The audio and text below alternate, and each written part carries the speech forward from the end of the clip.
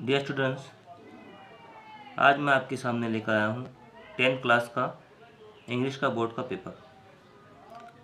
10th class के बच्चों के लिए ये बहुत ज़्यादा अहम होने वाला है। जो बच्चे एग्ज़ाम देने वाले हैं उनके लिए बहुत ज़्यादा अहम है। उसमें ये पेपर 2024 का है, जिसके लिए टाइम दिया गया है 3 घंटे का और 80 मार्क का पेपर होता है।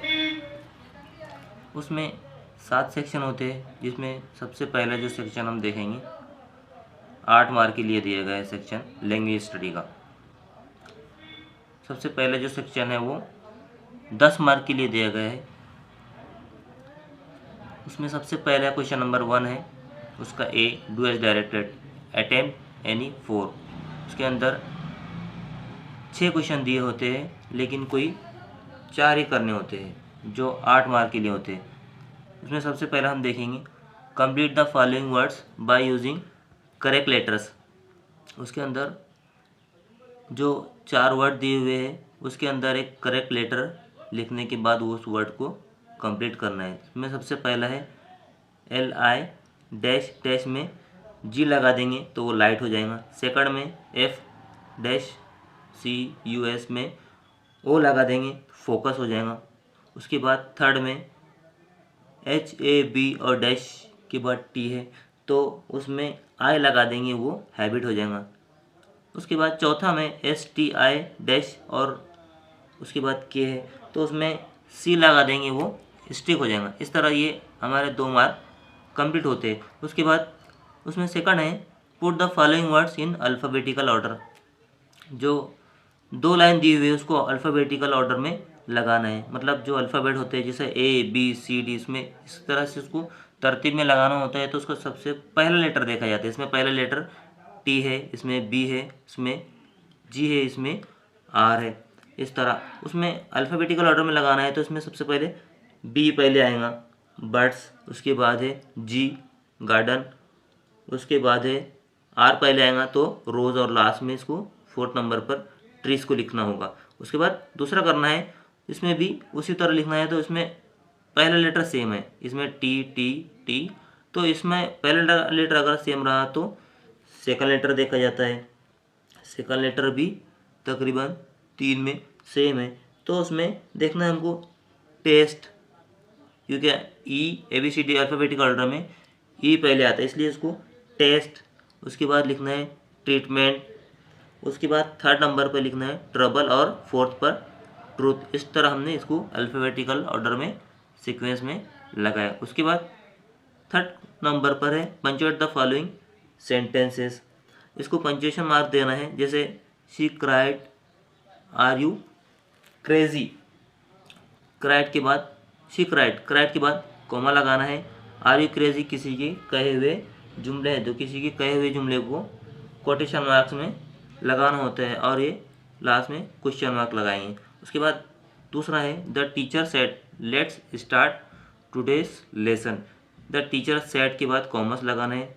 लेट्स स्टार्ट टुडेज सेशन के जो जुमले हैं टीचर के कहे हुए जुमले, इसलिए इसे कोटेशन मार्क लगाएंगे। और लेट्स के अंदर एपोस्ट्रोफी एस का इस्तेमाल किया जाएगा इस तरह। उसके बाद चौथे नंबर पर है make 4 words minimum of 3 letters is using the letters in the word. इसमें एक इसके अंदर एक वर्ड दिया होता है जिसके अंदर से 4 या 5 वर्ड बनाने के लिए देना होता है। तो इसमें 4 वर्ड बनाना है कम से कम मिनिमम 3 लेटर्स को लेकर।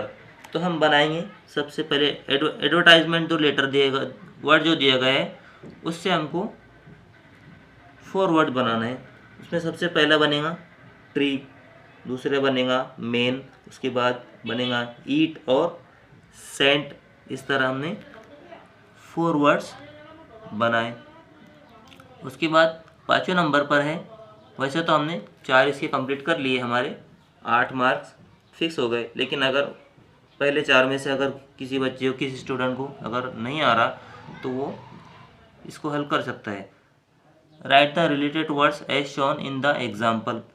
जो आपके सामने जो बॉक्स नज़र आ रहा है उसके अंदर एक लिखा हुआ है स्टूडेंट, स्टूडेंट से रिलेटेड वर्ड हमको लिखना है, तो एक लिखा होता है उसमें क्लेवर। इससे रिलेटेड हम लिखेंगे स्मार्ट, सेकंड में लिखेंगे टॉपर, थर्ड में लिखेंगे ब्रेव और फोर्थ में हैंडसम। मतलब ये स्टूडेंट से रिलेटेड वर्ड हमने लिखे। उसके बाद छठे नंबर पर है वर्ड चेन बनाना है। वर्ड चेन बनाने के लिए वर्ड चेन का रूल है कि जो वर्ड दिया होता है उसके लास्ट लेटर से एक नया वर्ड तैयार करना होता है, फिर जो नया वर्ड तैयार किया उसके लास्ट लेटर से एक नया वर्ड, इस तरह से इसको कंटिन्यू किया जाता है। तो इसमें ग्रो ये वर्ड दिया है, इससे हम बनाएंगे इसके लास्ट में जो लेटर है W उससे बनेगा वाट, उसके लास्ट में जो लेटर है T उससे बनेगा टैग, उसके लास्ट में ही E उससे बनेगा ईट, और उसके लास्ट में T तो उससे बनेगा टॉक। इस तरह हमने इसके 6 क्वेश्चन कंप्लीट कर लिए। उसके बाद क्वेश्चन नंबर 1 का B है डू एज डायरेक्टेड, 2 मार्क के लिए। Attempt any one, make a meaningful sentence by using the phrase to be afraid से एक मीनिंगफुल सेंटेंस बनाना है। तो हम बनाएंगे many students are afraid of giving board exam. इस तरह हमने इसको बना दिया। दूसरा और करके एक ऑप्शनल है, उसको छोड़ देना है।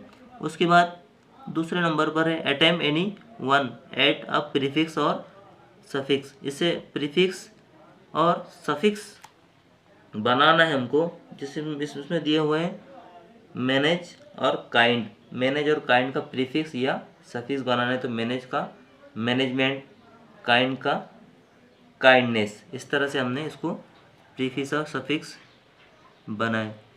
उसके बाद और करके ऑप्शन में दिया हुआ है make a meaningful sentence by using one of the following words. Meaningful sentence बनाना है मैनेज और काइंड को लेके, तो हम बनाएंगे you must manage your work. Manage से बना है मीनिंगफुल सेंटेंस, काइंड से बनाएंगे यू आर वेरी काइंड, इस तरह।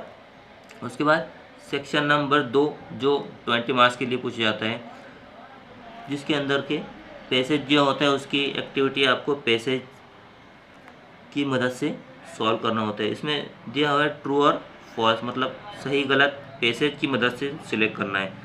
पैसेज में जो एक्यूरेट लिखा हुआ है वो ट्रू कहलाएगा, और पैसेज में से एक्यूरेट नहीं है जो, तो वो इसमें फॉल्स कहलाएगा। मैं आपके सामने इसको बताता हूँ। जैसे पहला जो है the sight of the food maddened him, इसके अंदर पहला जो है ट्रू है, सेकंड भी ट्रू है, थर्ड फॉल्स है और फोर्थ भी फॉल्स है। उसके अंदर जो है ए का 2, मतलब क्वेश्चन नंबर 2 का ए है जिसका 2, उसका कंप्लीट द वेब, वही पैराग्राफ के अंदर से उसका वेब कंप्लीट करना है, या आपके पैराग्राफ की मदद से कर सकते हैं। उसके बाद 3 में है match the words in column A and A with their meanings in column B.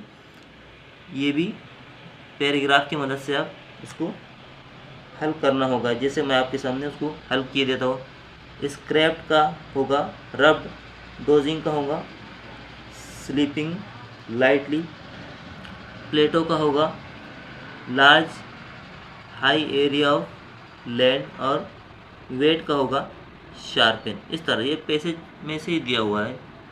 उसके बाद उसका 4 देखेंगे हम डू एज डायरेक्टेड। इसका पहला है जो है वो क्वेश्चन टेक करना है। क्वेश्चन टेक में उसकी लाइन को सेम एज इट इज़ लिखा जाता है। उसके बाद उसमें वर्ड जुमले की मदद से, जैसे उसमें फर्स्ट फॉर्म, सेकंड फॉर्म या थर्ड फॉर्म अगर दिया हुआ है तो उसके हिसाब से डू, डज या डिड का इस्तेमाल किया जाता है। इसमें सेकंड फॉर्म दिया हुआ है, इसलिए हम एज इट इज़ लिखने के बाद कॉमा लगाएंगे। उसके बाद अगर निगेटिव में है तो पॉजिटिव बनाएंगे, पॉजिटिव में है तो निगेटिव। तो इसके बाद इसमें हम डिडंट इट, इसका जो आंसर होगा डिडंट इट लिखेंगे। उसके बाद उसे क्वेश्चन मार्क देंगे। उसके बाद सेकंड है जो जुमला दिया है उसको प्रेजेंट परफेक्ट टेंस में कन्वर्ट करना है। Only his mother was looking him.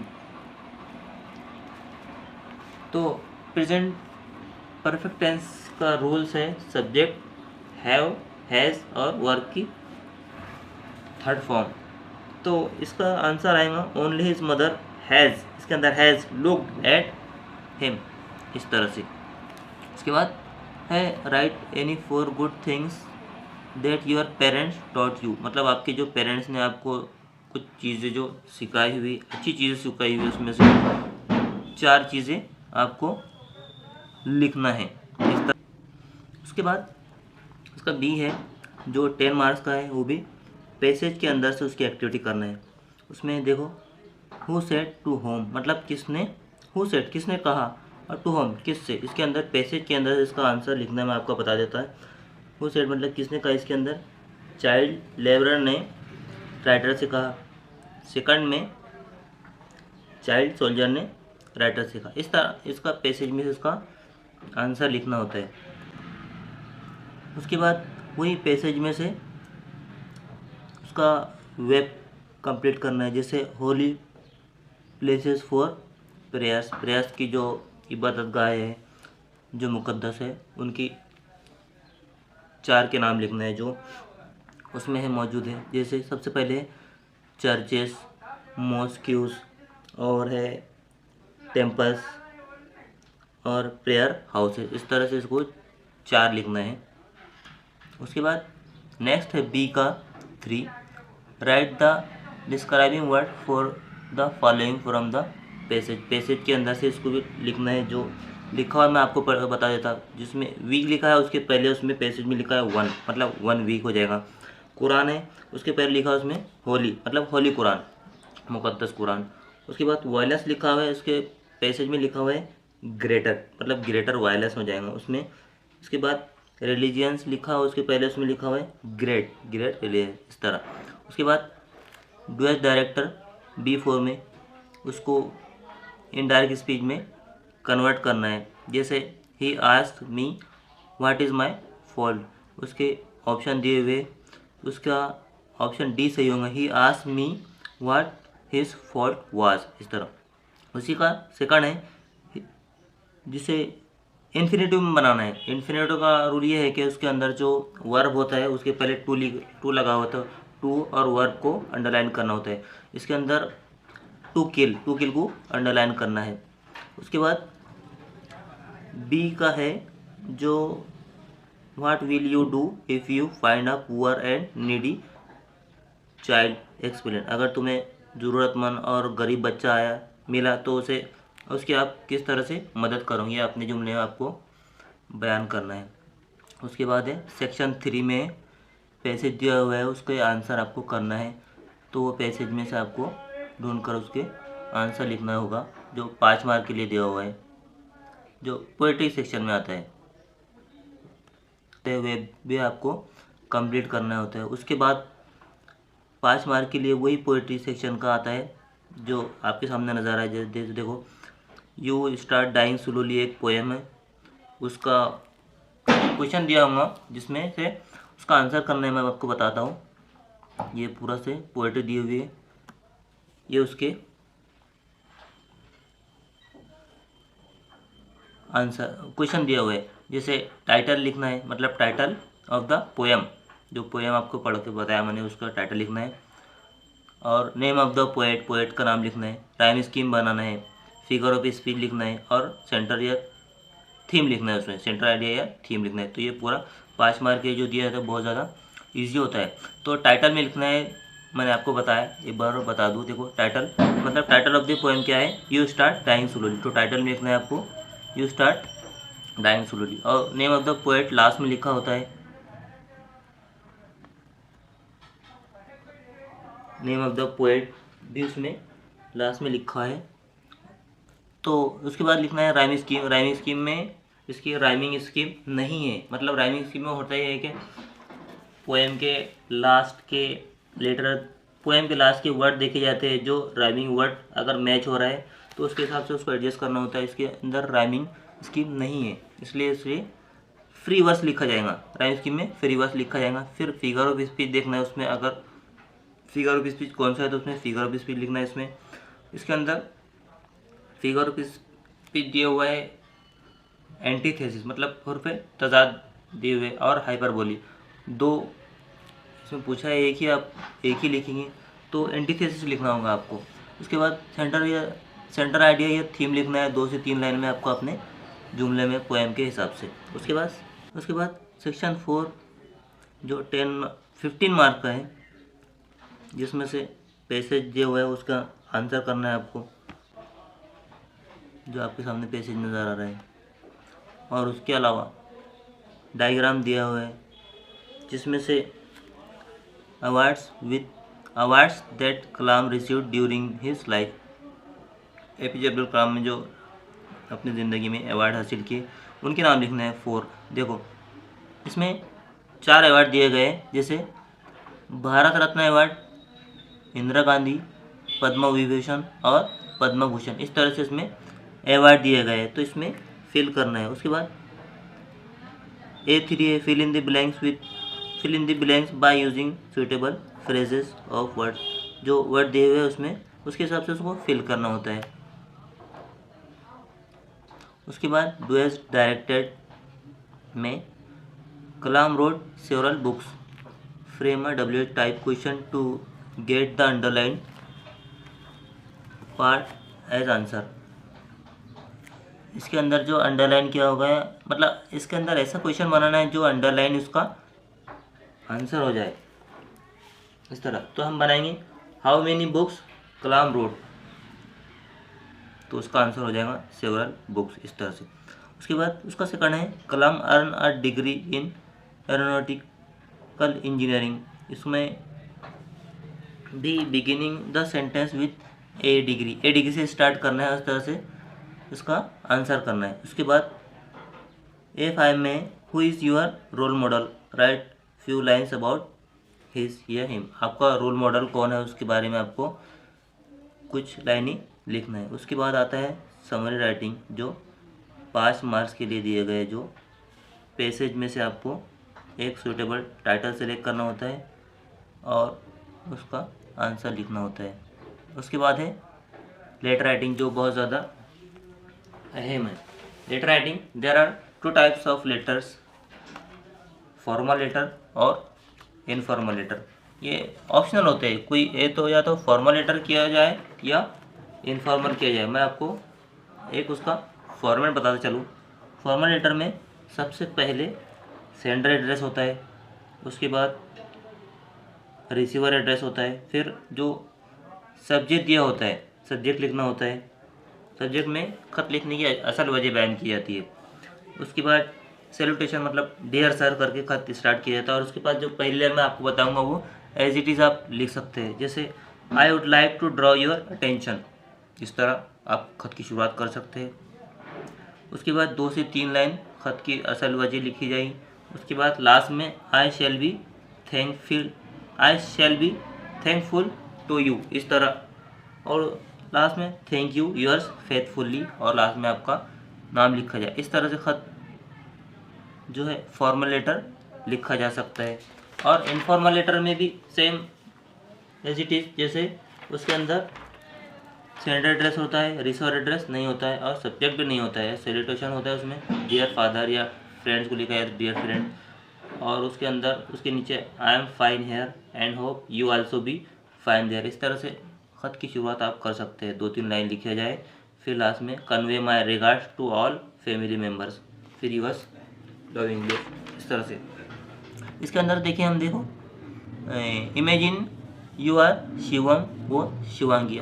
Imagine करो कि आप शिवम या शिवांगी हो और आपकी एड्रेस है पार्टी रेसिडिंग एट 74 रमन बाग सतारा। ये आपको एड्रेस लिखना है, मतलब सेंडर एड्रेस दिया हुआ है, इसमें सेंडर एड्रेस लिखना है। और ये डेवलपिंग राइटिंग स्किल्स इसके अंदर से पॉइंट बनाना है। और ये रिसीवर एड्रेस है poster prepared by the incharge engineering club Sattar, ये रिसीवर एड्रेस आएगा। इस तरह से आपको खत की शुरुआत करना है। ये देखो इनफॉर्मल और फॉर्मल, कोई एक खत लिखना है आपको। इनफॉर्मल में write a letter to your friends who is not doing well in, मतलब आपके दोस्त को लिखना है खत, इस तरह से। 5 मार्क के लिए तो फॉर्मल लेटर लिखा जाए या इनफॉर्मल लेटर लिखा जाए। उसके बाद डायलॉग राइटिंग आती है, जो बहुत ज़्यादा आसान है। जो 5 मार्क के लिए है, जिसे prepare a dialogue from the jumbled sentence, जो सेंटेंस दिए होते हैं जम्बल्ड होते हैं, मतलब सीक्वेंस में नहीं होते, हमको उसको सीक्वेंस में लगाना होता है। इसमें सबसे पहला आएगा, सेकंड नंबर को पहला दिया जाएगा, have you participated in any cultural event, उसका आएगा yes I have participated in a group dance event.